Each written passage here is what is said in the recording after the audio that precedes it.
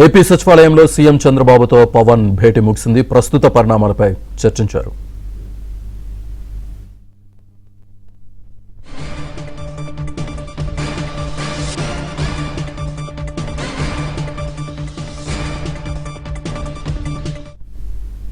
AP సచివాలయంలో CM చంద్రబాబుతో పవన్ భేటీ ముగిసింది. ప్రస్తుత పరిణామాలపై చర్చించినట్టుగా తెలుస్తోంది. పూర్తి డీటెయిల్స్ మా కరెస్పాండెంట్ సత్య అందిస్తారు. సత్య,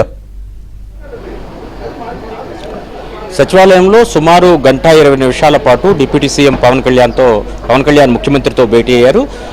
ఆయన నేరుగా వరంగల్ నుంచి సచివాలయానికి రోడ్డు మార్గం ద్వారా వచ్చి సచివాలయంలో ముఖ్యమంత్రితోనూ అదేవిధంగా DGP, additional DG, Vijayawada CP వీరందరూ కూడా ఆ భేటీలో పాల్గొన్నట్లుగా మనకు విశ్వసనీయంగా తెలుస్తోంది. ముఖ్యంగా ఈ గాది సాయికృష్ణ సంబంధించిన ఇష్యూ ఏదైతే ఫ్లేరప్ అవుతుందో ఈ ఇష్యూ మీద, అంటే తాజాగా జరుగుతున్న పరిణామాల మీద కూడా చర్చకు వచ్చినట్టుగా తెలుస్తోంది. దీంతోపాటు తాజా రాజకీయ పరిణామాల మీద కూడా రీసెంట్గా గుడివాడ అమర్నాథ్, ఎవరైతే మాజీ మంత్రి గుడివాడ అమర్నాథ్ హోంమంత్రి అనిత పైన చేసిన వ్యాఖ్యలు ఏవైతే ఉన్నాయో వాటికి సంబంధించి కూడా చర్చకు వచ్చినట్టుగా తెలుస్తోంది.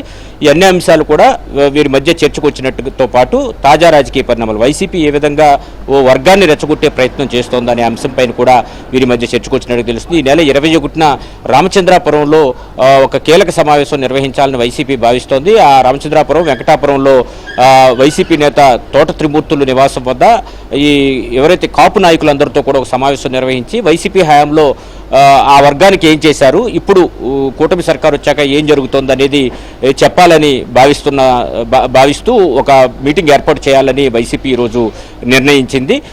దీని ద్వారా రాష్ట్రంలో కావాలని ఒక వర్గాన్ని రెచ్చగొట్టే ప్రయత్నం అయితే వైసీపీ చేస్తోందనే అనుమానాలు కూడా వ్యక్తమవుతున్న తరుణంలో ఆ అంశాలు కూడా చర్చకు వచ్చే అవకాశాలు ఉన్నాయి. కాబట్టి ఈ అంశాలన్నీ కూడా తాజా రాజకీయ పరిణామాలు, ప్రధాన ప్రతిపక్షమైనటువంటి వైసీపీ చేస్తున్నటువంటి కుట్రలు, వీటితో పాటు రాష్ట్రంలో ఇతర అంశాలు, అన్ని అంశాలు కూడా ప్రధానంగా వీరి మధ్య చర్చకొచ్చినట్టుగా తెలుస్తోంది. ముఖ్యంగా గత కొంతగా ఏదైతే సాయి కృష్ణ, ఎవరైతే రౌడీ షీటర్ గంజాయి బ్యాచ్ సంబంధించిన వ్యక్తి అయితే ఉన్నారో, ఆ సాయి కృష్ణకు సంబంధించి ఆయన మిస్ అవ్వడం, కనిపించకుండా పోవడం పైన కూడా ఈ సమావేశంలో చర్చకు వచ్చినట్టుగా తెలుస్తోంది. దీనికి సంబంధించి పూర్తి వివరాలను కూడా అటు డీజీపీ, అడిషనల్ డీజీ ఇంటెలిజెన్స్, అదేవిధంగా సిపి విజయవాడ వీరి ముగ్గురిని కూడా అడిగి తెలుసుకున్నట్టుగా తెలుస్తోంది. మరి కాసేపట్లో మరింత సమాచారం ఈ సమావేశానికి సంబంధించి తెలిసే అవకాశాలు ఉన్నాయి. Right, thank you Satya.